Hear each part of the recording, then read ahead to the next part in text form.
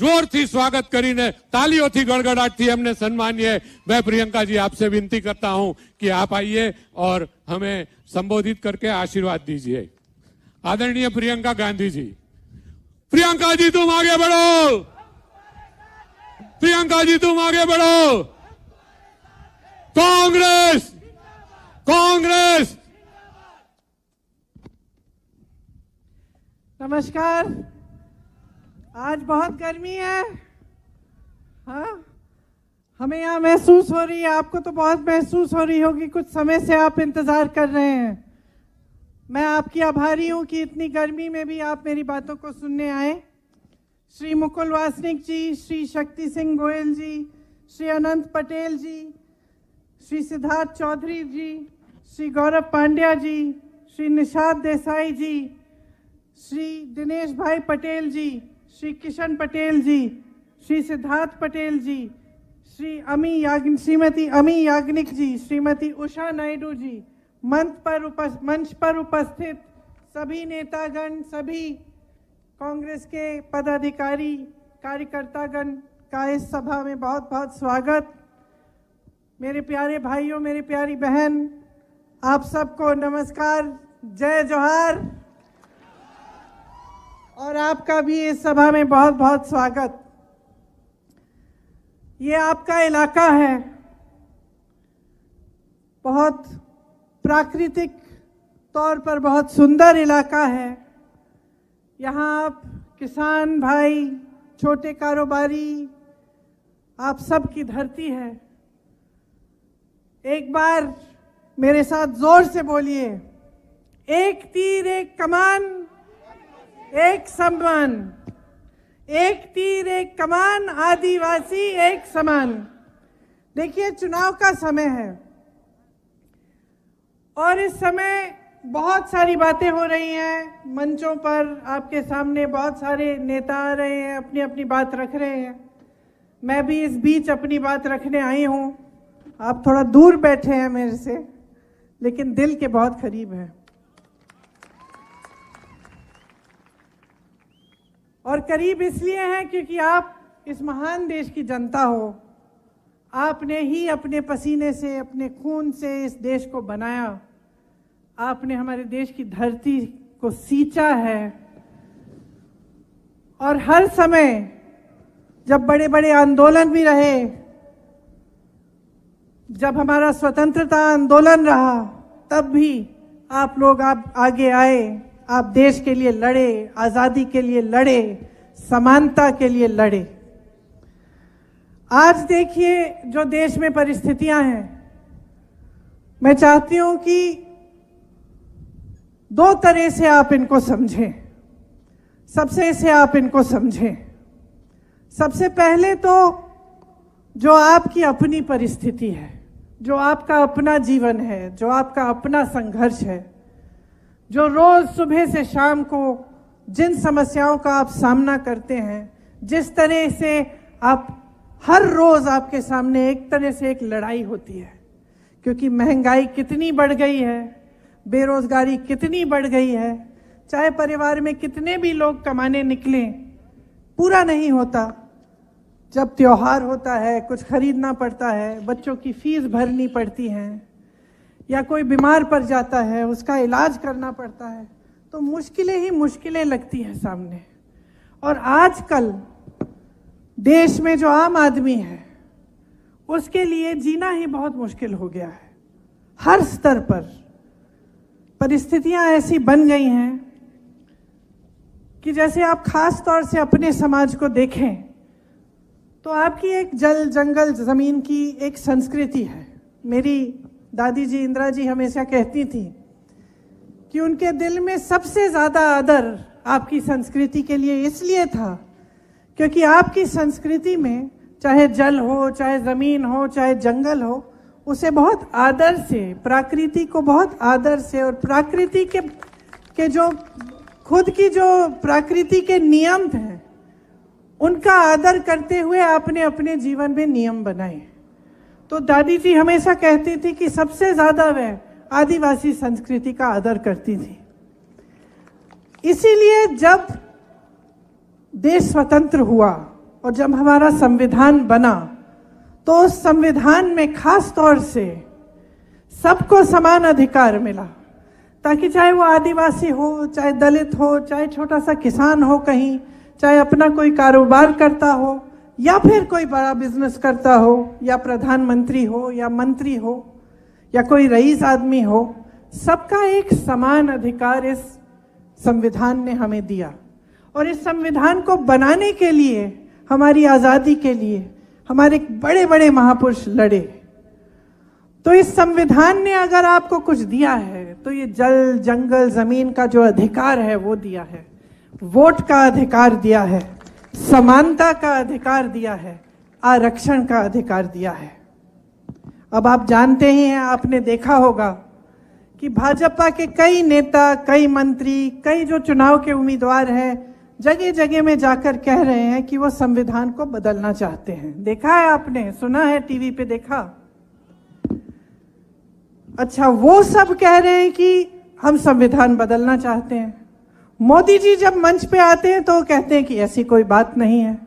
लेकिन अगर आप इनका इतिहास देखो और देखो कि किस तरह से ये लोग पिछले 10 सालों से किस तरह से इन्होंने इस देश में अपना राज चलाया है, तो जो करने जा रहे हैं वो बात हमेशा वो अपने छोटे नेताओं से, मंत्रियों से कहीं कहीं बुलवा देते हैं और सबसे पहले शुरू में उस बात को नकारते हैं। तो शुरू में क्या कहते हैं कि चलो एक उम्मीदवार से कहलवा दिया, एक मंत्री से कहलवा दिया, किसी और से कहलवा दिया, और हम मना करेंगे कि भाई हम ऐसा नहीं करने जाएंगे। जैसे ही सत्ता फिर वापस आती है तो वही चीज करते हैं जिसको इन्होंने नकारा था। तो ये इनका एक पुराना सिलसिला, एक पुराना तरीका है। आज हमने देखा कि कितनी खतरनाक चीज कह रहे हैं कि इनके लोग कह रहे हैं कि संविधान को बदलेंगे। इस संविधान ने ही आपको अधिकार दिया, तो इसको बदलने का क्या मतलब है? इसको बदलने का एक ही मतलब है बहनों और भाइयों, कि ये लोकतंत्र को और भी दुर्बल बनाना चाहते हैं, कि इस देश की जनता को दुर्बल बनाना चाहते हैं। 10 सालों में उन्होंने ऐसा कोई काम नहीं किया जिससे हमारा लोकतंत्र, जिससे आपके अधिकार, चाहे आदिवासियों के अधिकार हो, चाहे दलितों के अधिकार हो, चाहे किसी आम जनता के अधिकार हो, उनको मजबूत करने का काम नहीं किया है, सिर्फ उनको कमजोर करने का काम किया है। और जितने भी ऐसे संस्थान हैं जो लोकतंत्र को बचाते हैं, जो आपको बचाते हैं, आपके अधिकारों को बचाते हैं, उनको कमजोर किया है। चाहे आप मीडिया को लीजिए, एक जमाने में जब हम लोगों की सरकार होती थी तो मीडिया हर रोज हमसे सवाल उठाती थी, हर रोज कहती थी कि भाई सरकार ये गलत कर रही है, वो गलत कर रही है। और ये अच्छा होता है लोकतंत्र के लिए। किसी ने उन्हें टोका नहीं, किसी ने उन्हें जेल में नहीं डाला, किसी ने उनका मुंह बंद नहीं किया, किसी ने उन्हें खरीदने की कोशिश नहीं की। लेकिन आज जो परिस्थितियां हैं, पूरी मीडिया बिकी हुई है, पूरी मीडिया कुछ बड़े बड़े खरबपतियों की है। आपको सच्चाई दिखती नहीं है, तो आपको कौन सी सच्चाई दिख रही है? 2 अलग सच्चाइयां हैं। एक तो आपको दिख रहा है कि जो टीवी पे दिखता है कि बड़े बड़े काम हो रहे हैं, देश आगे बढ़ रहा है, हमारी अर्थव्यवस्था बहुत तेजी से आगे बढ़ रही है और सब चमकीला सुंदर दिखता है। कभी G20 की बात होती है, कभी किसी और चीज की बात होती है। जब भी मोदी जी दिखते हैं अकेले मंच पर, उनसे ये आपको पता चलता है कि कितने एक इंसान की कितनी सत्ता है, कितने बड़े नेता बन गए, यही बताया जाता है। दूसरी तरफ आपका जीवन, दूसरी तरफ आपके संघर्ष, दूसरी तरफ आप दुकान जाते हैं, मेरी बहनें जाती हैं, कुछ खरीद नहीं पा रही हैं, सब परिवार में सब काम कर रहे हैं, चाहे महिला हो पुरुष हो, कहीं ना कहीं से नौकरी तो मिल नहीं रही है, जुगाड़ करके कहीं ना कहीं से कमाई कर लेते हैं, मजदूरी कर लेते हैं, फिर भी पूरा नहीं होता। बेरोजगारी चरम पे है। 45 सालों में सबसे ज्यादा बेरोजगारी आज है हमारे देश में। और टीवी में आपको क्या दिखता है? सब सुंदर, सब चमकीला। आज सबसे आसान हो गया है आदिवासियों की जमीन छीननी, जंगल छीनने, नदी से जो नदी के साथ में लगी हुई ज़मीन है उसको छीनना। हिंसा हो गई है बहुत आपके समाज के साथ, बच्चियों की तस्करी होती है, आपका उत्पीड़न होता है, कोई कुछ नहीं कहता। जगह जगह जहाँ इनकी सरकारें हैं अत्याचार होते हैं आप पे, आप देखते होंगे, हमने भी देखे, वीडियो पे कभी कभी निकल आते हैं। किसी ने कुछ किया नहीं इसको रोकने के लिए, कोई आपका साथ नहीं देता, आपकी सुनवाई नहीं करता। तो ये आज पूरे भारत में आदिवासी समाज के साथ हो रहा है। आदिवासी समाज लड़ रहा है अपने अधिकारों के लिए, अपने प्रति जो अत्याचार हो रहे हैं उसके खिलाफ। यहाँ जो आपके उम्मीदवार अनंत पटेल जी हैं, ये खुद संघर्ष और आंदोलन से निकले हैं, खुद आपकी लड़ाई लड़ते हैं, आपकी आवाज़ उठाते हैं। शायद आपको पता नहीं होगा, बहुत चर्चा है कांग्रेस पार्टी के मैनिफेस्टो मतलब घोषणा पत्र के बारे में। इस बार हमने इसे न्याय पत्र का नाम दिया है। न्याय पत्र का नाम इसलिए दिया है क्योंकि हम देख रहे हैं, जिस तरह से आप देख रहे हैं और आपको अपने जीवन में महसूस हो रहा है कि पिछले 10 सालों से बहुत बड़ी बड़ी बातें की गई हैं, लेकिन आपके जीवन में तरक्की नहीं आई, आपको न्याय नहीं मिला। इसी तरह से के नेता, कांग्रेस के हमारे अध्यक्ष महोदय जी खड़गे जी और सब नेता सब देख रहे हैं कि 10 सालों में सिर्फ अन्याय ही अन्याय हुआ है आप सबके साथ। इसीलिए हमने इस बार अपने घोषणा पत्र का नाम ही न्याय पत्र लिखा और राहुल जी ने एक न्याय यात्रा निकाली जिसमें वो गुवाहाटी से मुंबई तक चले और कन्याकुमारी से कश्मीर तक तो पैदल चले, उससे पहले 4000 किलोमीटर, ये कहने के लिए कि अब देश को न्याय चाहिए, देश के गरीब को न्याय चाहिए, देश के किसान को न्याय चाहिए, देश के आदिवासी को न्याय चाहिए, देश के दलित को न्याय चाहिए, क्योंकि आपके साथ अन्याय हो रहा है। तो हमने जो न्याय पत्र बनाया है उसमें हमने काफ़ी ऐसी स्कीम और काफ़ी ऐसी गारंटी हम लाए हैं जो हम पूरा करके आपको दिखाना चाहते हैं। आपने देखा होगा कि जहाँ जहाँ हमारी सरकारें हैं, चाहे कर्नाटका में हो, चाहे छत्तीसगढ़ में रही थी, चाहे आज हिमाचल प्रदेश में है, तेलंगाना में है, वहाँ जो गारंटी हमने चुनाव से पहले दी उनको हम आज पूरा करके दिखा रहे हैं। आप कर्नाटका में किसी भी महिला से पूछ लीजिए क्या वो फ्री में बस यात्रा करती है, वो बोलेगी कि हाँ कर रही हूँ। किसी भी महिला से पूछिए कि क्या आपको हर महीने 2000 रुपये मिल रहे हैं सरकार से, वो मना नहीं करेगी, कहेगी कि हाँ जब से कांग्रेस की सरकार आई है मुझे मिल रहे हैं। तो इसी तरह से हमने खास आपके समाज के लिए कुछ हम गारंटीज लाए हैं। हम एक विशेष बजट आपके लिए जारी करेंगे और जो वन अधिकार का कानून है जिसमें आपको पट्टे जो पट्टे आपको मिले थे उनका फैसला 1 साल के अंदर अंदर हम करवाएंगे। SC ST का जो सब प्लान है उसको हम लागू करेंगे और आदिवासियों की जहाँ पे ज़्यादा जनसंख्या है उन जगहों पे, उन क्षेत्रों को हम अनुसूचित क्षेत्र घोषित करेंगे ताकि आपको सब सुविधाएं मिले। और जो मजदूरी है, न्यूनतम मजदूरी हम 400 रुपए की करेंगी ताकि कोई आपका शोषण न कर पाए। देखिए यहाँ पे प्रवासी बहुत हैं।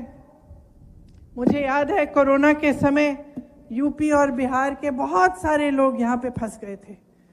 मोदी जी की सरकार ने तो कह दिया एक दिन में कि सब कुछ लॉकडाउन हो गया है, बसें बंद, ट्रेनें बंद, दुकानें बंद, और लोगों को इतनी पीड़ा हुई।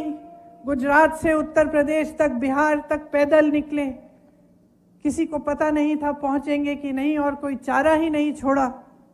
मुझे याद है उस समय एक लड़का अनूप तिवारी यूपी का था, चाय बेचते थे वो, टीवी पे हमने उनको देखा।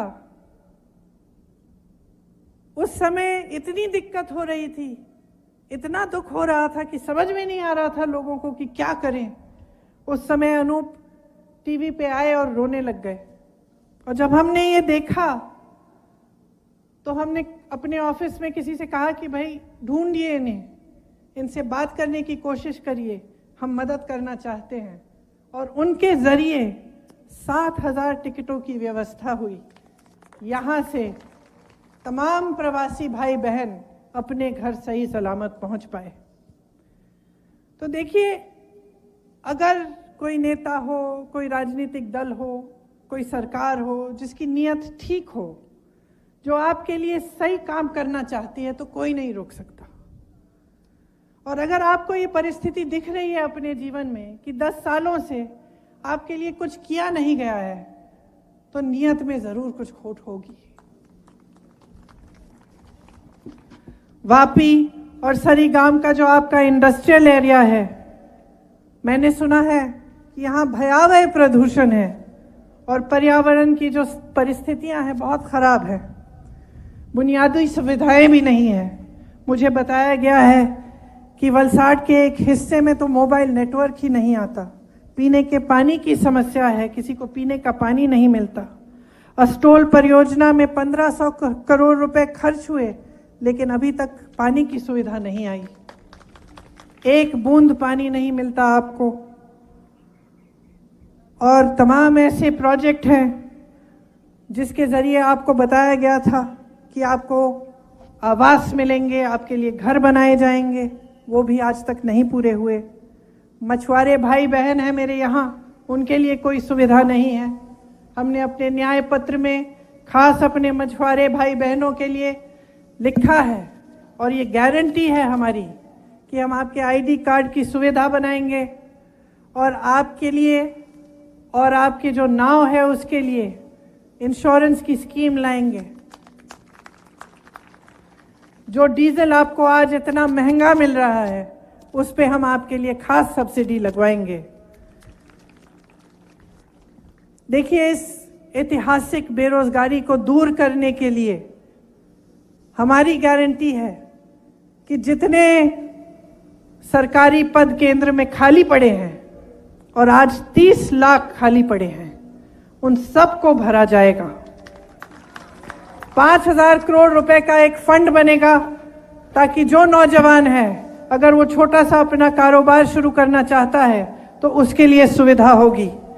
जो बच्चे स्नातक पास हैं उनको 1 लाख रुपए दिए जाएंगे और एक अप्रेंटिसशिप का प्रोग्राम होगा उनके लिए, ताकि जब ये पास होते हैं, जब इनकी शिक्षा पूरी होती है, तो जब रोजगार मिलने से पहले इनको अप्रेंटिसशिप मिलेगी और इनको 1 लाख रुपए सालाना मिल जाएंगे। शहरों में हम न्यूनतम रोजगार की गारंटी देते हैं। जिस तरह से गांव में गारंटी होती थी मनरेगा की, खास तौर से कांग्रेस की सरकार ने शुरू की और शुरू में मोदी जी ने उसको खत्म करने की कोशिश की, फिर उनको समझ में आया कि ये सही प्रोग्राम है तो उसको छोड़ दिया और अभी भी है। उस तरह का प्रोग्राम हम शहरों में भी लाएंगे ताकि शहरों में भी एक जो 100 दिन की मजदूरी है वो गारंटी करेंगे। आज यहां आपके क्षेत्र में कॉन्ट्रैक्ट पर नौकरी ज्यादा है, सच बात है। रोजगार दिलवाने का काम किसी ने किया नहीं है। कांग्रेस पार्टी का हमेशा प्रयास रहा है कि रोजगार बनाए जाएं। तो कांग्रेस के राज में आपको याद होगा सरकारी रोजगार मिलते थे खूब सारे। जो ये सारी जो प्राइवेट इंडस्ट्री है कांग्रेस के ही जमाने में ही बनी और तभी सफल हुई। तो कांग्रेस का पूरा प्रोग्राम है कि आपके लिए रोजगार बनाएंगे। जो ये कमर तोड़ महंगाई है कि आज पेट्रोल 100 रुपए पार है, डीजल 90 पार है, सोना 73,000 पार, चांदी 90,000 पार, गैस सिलेंडर का तो पूछिए ही मत, 1200-1300 तक आप दे रहे थे। चुनाव आने लगा, मोदी जी ने अचानक कह दिया कि इसको 400 हो गया है ये। तो आप सोचिए, अगर चुनाव के पहले 400 कर सकते थे तो फिर आपको इतने सालों के लिए क्यों तड़प पाया? तो आप सालों के लिए 1,000 रुपए, 1,100 रुपए, 1,200 रुपए क्यों दे रहे थे सिलेंडर के लिए? क्योंकि जब चुनाव आता है तब इनको आपके प्रति हमदर्दी आती है। बाकी समय आपके बारे में सोचते नहीं हैं। जब ये आते थे पिछले चुनाव के प्रचार के लिए, तो आपको ये दिखाया जाता था जैसे सुपरमैन आ रहे हैं, सारी ताकत इनके पास है कि नहीं। पिक्चर देखी आपने? शक्तिमान वाला देखा? उसी तरह से आते हैं, सारी सत्ता इनके पास, अकेले अकेले ऐसे मंच पर सुपरमैन बन के। मिले क्या आपको? महंगाई मैन मिल गए, हर चीज को महंगा कर दिया। अब जब आप उनको देखेंगे मंच पे तो याद रखिए महंगाई मैन को देख रहे हैं आप, सुपरमैन नहीं है ये। और अगर इतनी ही ताकत होती इनमें, जितनी ये लोग सारे कहते हैं भाजपा के जो नेता हैं कि मोदी जी में इतनी ताकत है, सारे दुनिया के जो प्रधानमंत्री हैं, जो दुनिया के जो राष्ट्रपति हैं, इनकी तरफ देखते हैं, ये तो चाहे तो चुटकी भर में जंग बंद करा सकते हैं जो दुनिया में जंग चल रहे हैं, कहते हैं ना ऐसा। हाँ, तो चुटकी भर में बेरोजगारी कम क्यों नहीं की? चुटकी भर में आपकी महंगाई कम क्यों नहीं की? चुटकी भर में आपके पास पानी क्यों नहीं लाए? कभी सोचा है आपने कि आपको बताया क्या जा रहा है और हो क्या रहा है? आप जीवन क्या जी रहे हैं? देश का जो आम आदमी है वो जी क्या रहा है, उसके संघर्ष क्या है, इनको तो मालूम ही नहीं है। ये तो घिर गए हैं सत्ता से। इनके आसपास जो भी लोग हैं इनसे डरते हैं, इनको कुछ कहने से डरते हैं। देखिए, हमने बहुत प्रधानमंत्री देखे हैं, परिवार में भी प्रधानमंत्री रहे 2, सत्ता को देखा है, समझते हैं कि सत्ता में क्या होता है, क्या होता है। सारे चमचे आसपास आ जाते हैं कि नहीं? सब वही कहते हैं जो आप सुनना चाहते हैं। और अगर नेता समझदार ना हो, अगर नेता में ज्यादा अहंकार हो, और अगर नेता आपको अपने आप को सर्वोपरि समझता है, तो वो नेता आस्ते आस्ते खुद भटक जाता है। तो आज के दिन जब हमारे देश के प्रधानमंत्री इतने अहंकारी हैं, आप मुझे बताइए, कोई उनको कुछ कह नहीं सकता। उनको कैसे मालूम होगा कि आपकी परिस्थितियां क्या हैं? आपके बीच तो आते नहीं हैं। आपको याद है इंदिरा जी आती थी, राजीव जी आते थे, मैं खुद उनके पीछे पीछे जाती थी, बच्ची थी। गांव में डांट खाते थे, अपने ही संसदीय क्षेत्र में अमेठी की महिलाएं डांट देती थी कि अच्छा है भैया, हम प्यार तो करते हैं आपसे, लेकिन हमारी सड़क बना दो पहले। और वो नाराज नहीं होते थे, कभी नाराज नहीं होते थे, प्यार से बोलते थे कि बहन कर दूंगा, मैंने इसका ऑर्डर दे दिया है, कुछ समय तो दे दो मुझे, हो जाएगा। ये थी हमारी परंपरा, और ये हमारी पुरानी परंपरा है देश की। इंदिरा जी तो कितना आई। मैं छोटे से छोटे आदिवासी गांव में जाती हूँ, छोटे से छोटे घर में मुझे एक महिला मिलती है, बूढ़ी सी, बताती है कि मैंने आपके लिए, आपकी दादी जी के लिए मैंने खीर बनाई थी। और मुझे खुद ताज्जुब होता है कि दादी जी उस जमाने पे पहुंची कैसे? हम तो हेलीकॉप्टर लेके, फिर गाड़ी में जाके, फिर कैसे पहुंचे वहां? वो कैसे आती थी जब वो साधन ही नहीं थे उस समय इतने, लेकिन वो पहुंचती थी, क्योंकि यही हमारे देश की परंपरा रही है। अहंकार की परंपरा नहीं रही है। हमारे देश की जो परंपरा है, महात्मा गांधी जी से लेकर सारे नेताओं की, वो यही रही है कि जनता सर्वोपरि है,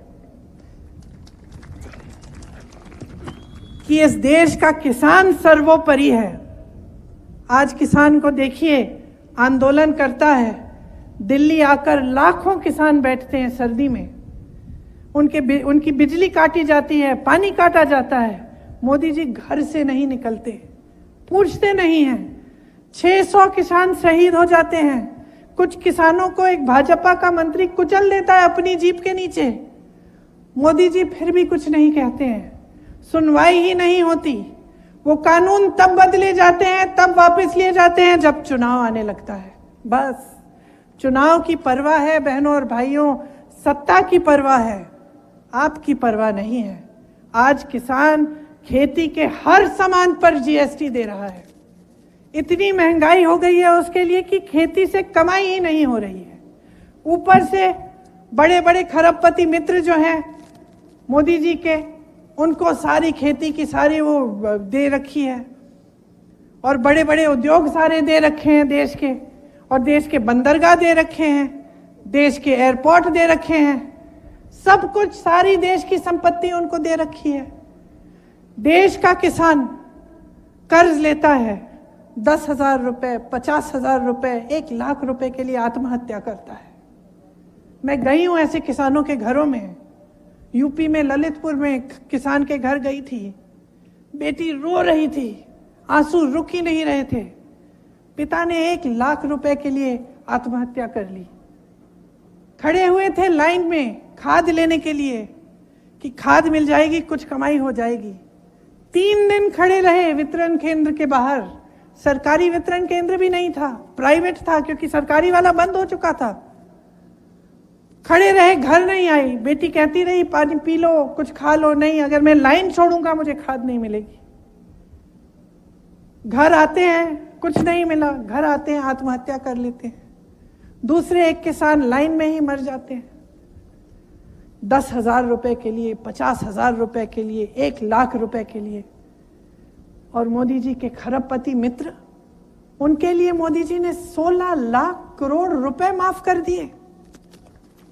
16 लाख करोड़ रुपए का कर्ज उनका माफ, और किसानों के लिए 1 रुपया कर्ज माफ नहीं किया।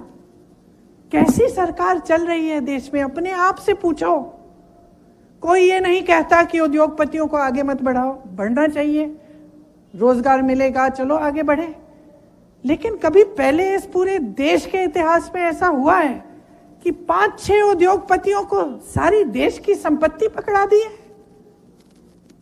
देश के बैंक, देश का पैसा, 16 लाख करोड़ रुपए उनको माफ। 15,000 करोड़ का गन्ने का बकाया होता था यूपी के किसानों का कोविड से पहले ही। 15,000 करोड़, इनको आपने 16 लाख करोड़ माफ कर दिए। 15,000 करोड़ का जो गन्ने का बकाया था वो भी नहीं दिया। उसके बजाय 20,000 करोड़ रुपए इन्होंने नए संसद को बनाने में लगा दिए, जबकि अच्छा खासा संसद था। तो सोचिए सरकार सोच क्या रही है, इसकी नीयत क्या है, किसके लिए चल रही है? इस देश के गरीब के लिए चल रही है? इस देश के मिडिल क्लास के लिए चल रही है? इस देश के अधिकारी के लिए चल रही है जो पेंशन मांग के थक गया? कांग्रेस की जहां जहां प्रदेश की सरकार है वहां आज ओपीएस लागू है, भाजपा की सरकारों में लागू ही नहीं है। अधिकारी घबरा रहे हैं, कह रहे हैं हम नौकरी के लिए जब गए थे तो हमें यह आश्वासन था कि रिटायर होंगे तो हमें पेंशन मिलेगा, कि हमारा जीवन अब सुरक्षित है। आज परिस्थितियां क्या है पता नहीं कि पेंशन के पैसे कहां जा रहे हैं, किसमें डाले जा रहे हैं। घबराहट होती है। तो हर स्तर पे आप देखिए, चाहे किसान के साथ, चाहे आदिवासी के साथ, चाहे दलित के साथ, चाहे महिलाओं के साथ, हर स्तर पे झूठ का बोलबाला है। बस हम ये करेंगे, हम वो करेंगे, हम महिलाओं का एक को स्वतंत्र बनाएंगे, ये करेंगे, पैरों पे खड़ा करेंगे। कुछ नहीं हो रहा है। महिलाओं पर अत्याचार होता है, मोदी जी मुंह फेर लेते हैं। बार बार हमने यही देखा, हाथरस में हुआ, पलक भी नहीं झपकाए। उन्नाव में हुआ, जिसने अत्याचार किया उसको बचाया। उसके बाद ओलंपिक वाली जो हमारी मेडलिस्ट हैं, जब ओलंपिक का मेडल जीत के आई तब मोदी जी ने घर बुलाया, चाय पिलाई, फोटो खिंचवाई। जब वही लड़की सड़क पे बैठ के कहती है मुझे न्याय चाहिए, मेरे साथ गलत हुआ है, मेरे साथ अत्याचार हुआ है, मोदी जी का घर 1 किलोमीटर दूर भी नहीं है, निकल के भी नहीं आते, उसको तब बुलाते नहीं है चाय पे। फिर पूरे देश के सामने बड़े बड़े मंचों पर सारी भाजपा की महिला नेत्रियां मोदी जी पे माला लगाकर कह रही हैं कि मोदी जी ने आरक्षण दे दिया है महिलाओं के लिए। सच्चाई क्या है? जो महिलाओं के लिए आरक्षण दिया है संसद में, वो 5-6 सालों तक मिलेगा ही नहीं। वो नाम के वास्ते दिया है। स्कीम्स जो दी हैं आपके विकास के लिए, नाम के वास्ते हैं। अगर नाम के वास्ते नहीं होती तो आपको दिखती ना जमीन पे, तो आपके जीवन में तरक्की आती। वहां 16 लाख करोड़ रुपए देश के दे दिए, संपत्ति दे दी, बंदरगाह दे दिए, हवाई अड्डे दे दिए, यहां क्या दिया? 5 किलो राशन का बोरा। और इस 5 किलो राशन के बोरे पे कहते हैं कि आपका भविष्य बनेगा। किसने दे दी इनको ऐसी हिम्मत? राशन अच्छा है, सबको मिलना चाहिए, लेकिन क्या आप अपने नौजवान बच्चों का भविष्य इस राशन के बोरे पे बना सकते हैं? नहीं बना सकते हैं।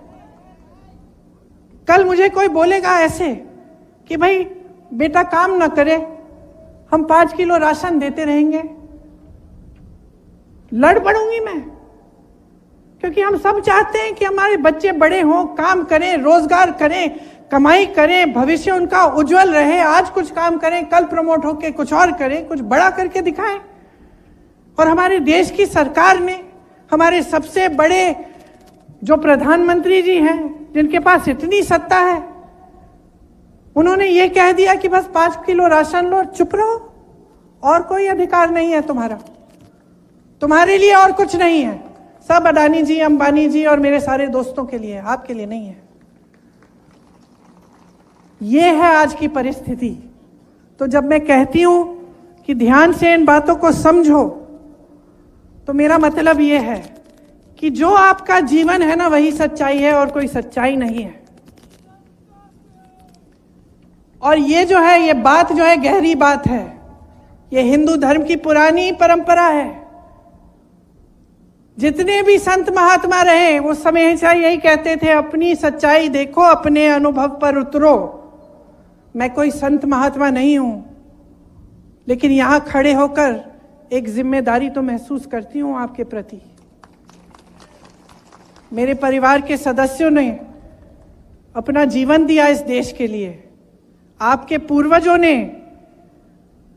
स्वतंत्रता आंदोलन में अपना खून पसीना बहाया।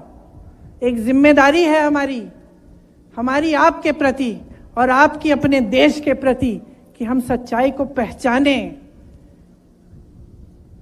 तो जैसे मैंने कहा, सच्चाई वही है जो आप जी रहे हैं।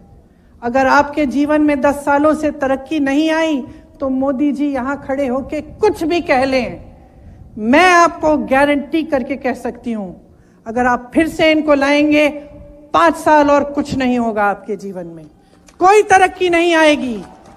वहीं के वहीं रहेंगे आप, वही 5 किलो राशन, कोई रोजगार नहीं, महंगाई कम नहीं होगी, चुनाव खत्म होगा, वही 400 का सिलेंडर 1200 पे वापस आ जाएगा।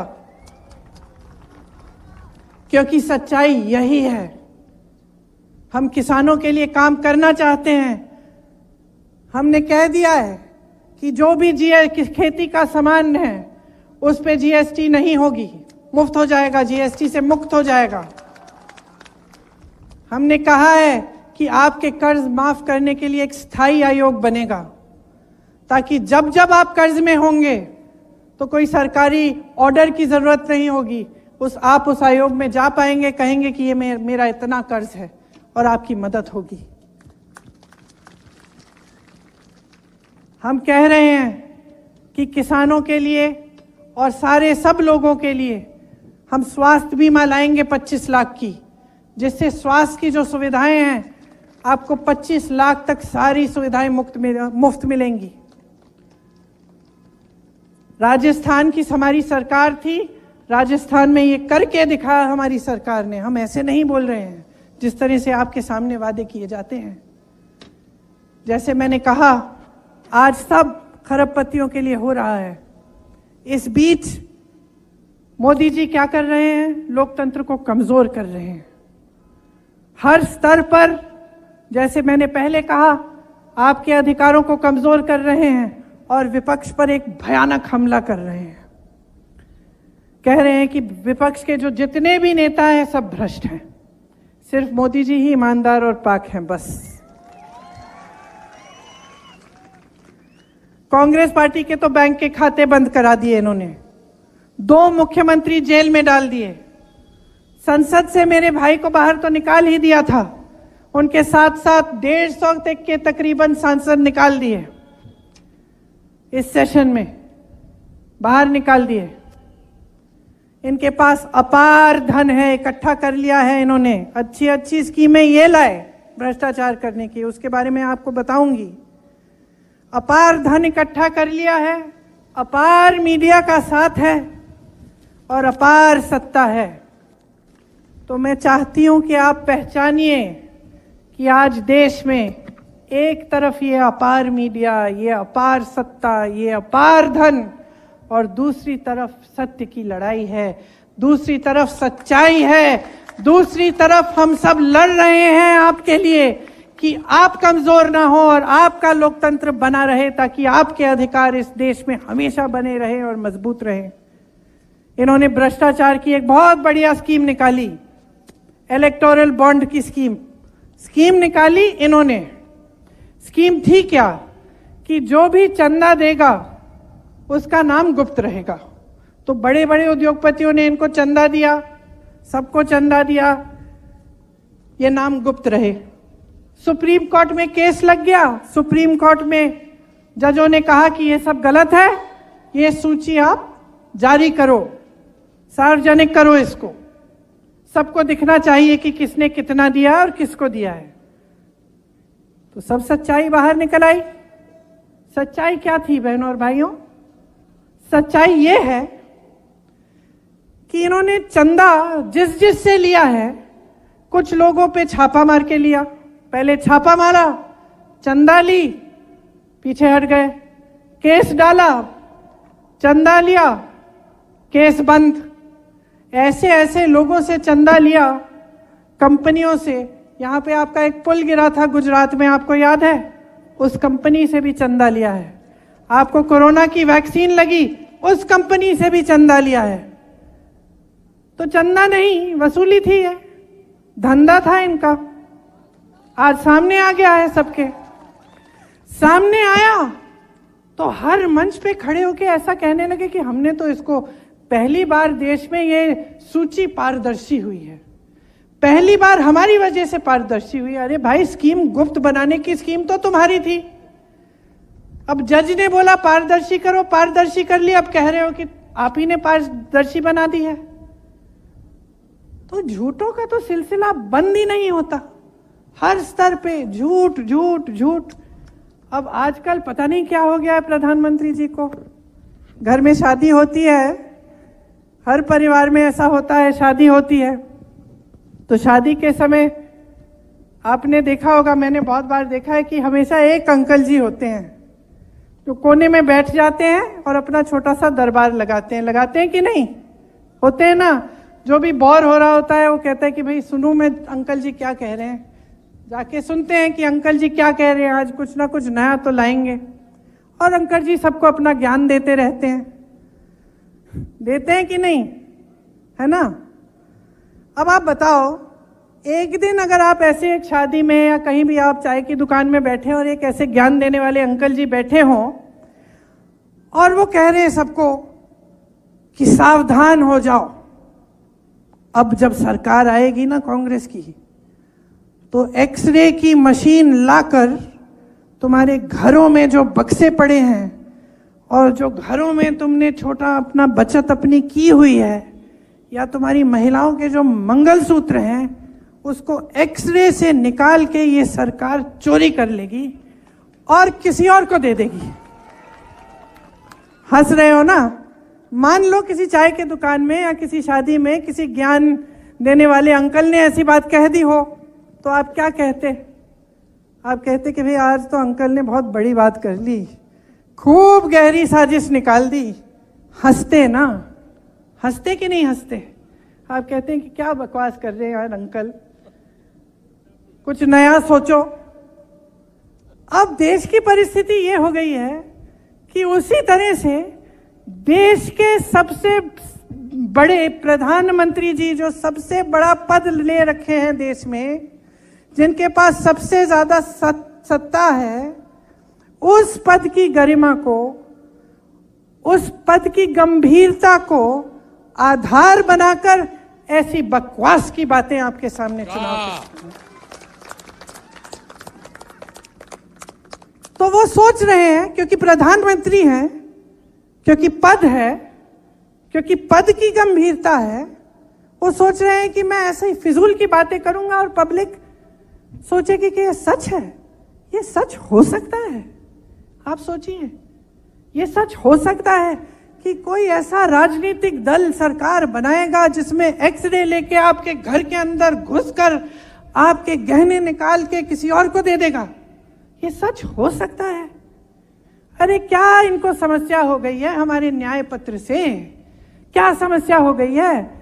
हम न्याय कह रहे हैं इसलिए, हम न्याय दिलवाएंगे इसलिए क्योंकि हम कह रहे हैं हम महिलाओं को हर साल महिलाओं को 1 लाख रुपए देंगे, क्योंकि हम कह रहे हैं कि ये जो 16 लाख रुपए आपने इस देश के दिए हैं ना अपने दोस्तों को, हम इस देश में बंटवाएंगे।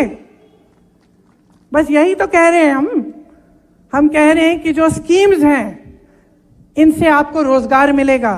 हम कह रहे हैं कि जो बच्चे स्नातक पास हैं वो भटकेंगे नहीं, रोजगार ढूंढने के लिए हम उनको अप्रेंटिसशिप देंगे, 1 लाख रुपए सालाना की कमाई दे देंगे जब तक उनको नौकरी नहीं मिले। हम कह रहे हैं कि किसानों के लिए सुविधा देंगे, स्वस्थ सुविधाएं देंगे, शिक्षा की सुविधाएं देंगे। और अंकल जी आपको सुना रहे हैं, अंकल जी आपको बता रहे हैं कि हम चोरी करेंगे, हम गहने लेंगे। अरे भैया, 70 सालों से देश स्वतंत्र है, 55 सालों से इस देश में किसकी सरकार रही? बताइए जोर से। कांग्रेस की सरकार रही। कभी किसी सरकार ने ऐसी कोई स्कीम निकाली जिससे कोई एक्सरे मशीन आपके घरों में आकर आपके गहने ले जाए? बताइए। तो क्या हो गया है मोदी जी को? कॉन्फिडेंस तो नहीं हिल गया है? घबरा तो नहीं रहे हैं कि बहकी बहकी बातें कर रहे हैं हर जगह जाके? मतलब मैंने कल टीवी चलाया, मुझे तो यकीन ही नहीं हुआ कि ये देश के प्रधानमंत्री बोल रहे हैं। मैंने सोचा किसी ने गलत वो वीडियो मॉर्फ करके कर दिया होगा। फिर दोबारा मैंने किसी दूसरे चैनल पे देखा कि भाई यही कह रहे हैं। फिर मैंने सुना एक्सरे मशीन, मंगलसूत्र, पता नहीं क्या क्या कह रहे हैं। फिर आगे जाके कुछ और भटकी भटकी बातें कहने लग गए। तो क्यों कर रहे हैं ये? कभी सोचा है आपने? क्या सोचा है? उम्र का तकाजा ये भी है।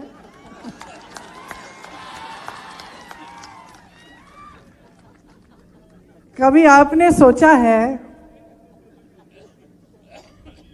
कि आपका ये जो वोट है कितना कीमती है? कितना कीमती है? इससे 5 सालों का भविष्य बनने जा रहा है। इससे आप तय कर रहे हो कि अगले 5 सालों में गैस सिलेंडर कितने का मिलेगा। इससे आप तय कर रहे हो कि कोई जब दुकान जाओगे कि कुछ खरीद पाओगे कि नहीं। इससे आप तय कर रहे हो कि अपने नौजवान बच्चों को रोजगार मिलेगा कि नहीं। इससे आप तय कर रहे हो कि ये महान देश जिसके लिए लोगों ने खून दिया, लोगों ने मेहनत की बनाने के लिए, इसका भविष्य क्या होने जा रहा है। और आज तो हम इस जगह पहुंच गए हैं कि 10 साल इनकी सरकार चली है। मुझे नहीं लगता कि 5 साल और ये देश सह पाएगा। अब तक तो सह लिया, अब संविधान बदलने की बातें हो रही हैं। कह रहे हैं 400 पार, हम संविधान बदल देंगे। क्या करने जा रहे हैं क्या पता। आपके सामने तो एक काम की बात नहीं करते, एक बार आपके रोजगार की बात नहीं करते, एक बार महंगाई की बात नहीं करते, एक बार स्वास्थ्य सुविधाएं की बात नहीं करते, एक बार आपके बच्चों को कैसे शिक्षित करेंगे ये नहीं करते। 70 साल में कुछ नहीं हुआ। बस पूछिए ना इनसे, IIT किसने बनाई? इन्होंने बनाई कितनी? ठीक है, कांग्रेस ने बनाई इनसे पहले, इनके काल में कितनी नहीं बनी? एम्स कितने बनाए इन्होंने? अस्पताल कितने बनाए? पाठशाला कितने बनाए? रोजगार कितने दिलवाए? कितने लोगों को गरीबी रेखा से ऊपर लाए? कभी नहीं कहेंगे क्योंकि कुछ है ही नहीं कहने वाला। कहने का कुछ है ही नहीं, किया ही नहीं, बस यही करते रहे। बड़े बड़े इवेंट, बड़ी बड़ी महलों में जाके किसी राष्ट्रपति से मिलना, कहीं दुनिया भर में कहीं घूमना, यही करते रहे। अब टाइम आ गया है रिपोर्ट कार्ड का, टाइम आ गया है। 5 सालों से तो आप कुछ भी करते रहे, आपसे किसी ने पूछा नहीं। अब जनता पूछ रही है, अब जनता कह रही है कि भाई बताओ क्या किया। तो अब घबराहट हो रही है। अब बहकी बहकी बातें, वही हिंदू मुसलमान, वही इधर उधर की बातें, वही विश्व गुरु, वही दुनिया के सबसे बड़े नेता हैं मोदी जी। अरे क्या लेना देना आपको कि कितने बड़े नेता हैं? अगर इतने बड़े नेता आपको पानी नहीं दिलवा सकते, आपका घर नहीं बनवा सकते, आपको रोजगार नहीं दिलवा सकते, तो हमें क्या माफी मांगनी चाहिए इनसे कि हमने रोजगार की बात उठा ली, कि हमने महंगाई की बात उठा ली, कि हम लड़ रहे हैं आपके हकों के लिए, कि हम कह रहे हैं कि इस देश को हम खत्म नहीं करने देंगे तुम्हें? माफी मांगे ये आपसे मांगे। हर बार मंच पे आए माफी मंगवाओ कि हमारे सामने खड़े होकर आपने ऐसी उल्टी शुल्टी बातें, आपने ऐसी हल्की बातें कैसे कर डाली। आप माफी मंगवाओ, पूछो इनसे। कोई जिम्मेदारी नहीं होती प्रधानमंत्री की देश के प्रति, कोई जिम्मेदारी नहीं होती जनता के प्रति कि जनता के सामने मंच पे खड़े हो सच बोलो। यही जिम्मेदारी होती है। ये दिल में लेके ये जिम्मेदारी उठाते हैं प्रधानमंत्री। मैंने देखे हैं ऐसे प्रधानमंत्री, और मैं ये नहीं कह रही हूं कि सिर्फ मेरे परिवार के सदस्य थे। हाँ, इंदिरा जी थी, मर गई देश के लिए, शहीद हो गई देश के लिए। हाँ, राजीव जी थे, टुकड़ों में घर लाई मैं उनको, शहीद हो गए इस देश के लिए। लेकिन मनमोहन सिंह जी भी थे जो क्रांति लाए इस देश में। कांग्रेस पार्टी को ना देखे तो वाजपेयी जी भी थे जो सभ्य इंसान थे कम से कम। और मैं दावे के साथ कह सकती हूं कि ये देश का पहला प्रधानमंत्री होगा जो आपके सामने इस तरह से झूठ बोलता है, जिसके दिल में इतनी भी भावना नहीं है कि मैं जनता के सामने बोल रहा हूं, मेरे मुंह से सच निकलना चाहिए। इन्होंने कितनी गाली दी हमारे परिवार को, इससे हमें कोई परवाह नहीं है। किसी को नहीं छोड़ा, माँ को नहीं छोड़ा, पिता को नहीं छोड़ा, दादी को नहीं छोड़ा, दादा को नहीं छोड़ा, परदादा को नहीं छोड़ा, भाई को नहीं छोड़ा, पति को नहीं छोड़ा, कोई बात नहीं करते रहे। 56 इंच का इनका सीना नहीं है, इनका सीना नहीं है, लोहे के सीने हैं हमारे। करते रहे, लेकिन देश के सामने इस तरह के झूठ बोलना, इस स्तर पे आना देश के सामने कि कोई राजनीतिक दल आके एक्सरे लेकर आपके घर में घुस के, मतलब मजाक की बात है। तो मैं सिर्फ एक आग्रह करने आई हूं आपसे कि इस बार जो आपका वोट है ना, वो किसी नेता के पक्ष में नहीं, किसी पार्टी के पक्ष में नहीं, ये वोट आपका वोट है। अपने देश को दो, इंडिया को दो।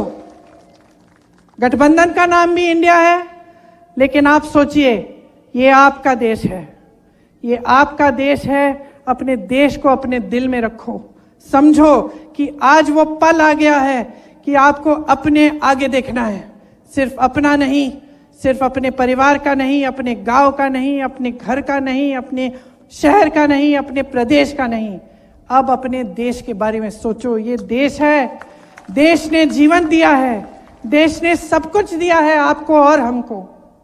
ये जो वोट है इतना कीमती है, इसको व्यर्थ मत करो, व्यर्थ मत करो।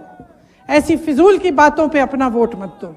वोट अपना है, अपने काम पे दो, रोजगार पे दो, महंगाई बढ़ रही है उसको कम करने के लिए दो, महिलाओं की सुरक्षा के लिए दो, महिलाएं अपने पैरों पे खड़े हों उसके लिए दो, आदिवासियों के लिए क्या करेगी सरकार उसके लिए दो, दलितों के लिए क्या करेगी सरकार उसके लिए दो। ये वोट देश की जनता के लिए जाना चाहिए। गलतफहमी में मत होना, गलतफहमी में मत होना। सब आपके हाथों में है, किसी एक नेता के हाथ में नहीं है, सब आपके हाथों में है। इस बात को समझिए, अपनी शक्ति को पहचानिए और इस चुनाव में ऐसा वोट दीजिए कि इस देश में जो सरकार है वो बदल जाए और आपका भविष्य उसके साथ बदल जाए। बहुत लंबी बातें कर ली मैंने धूप में।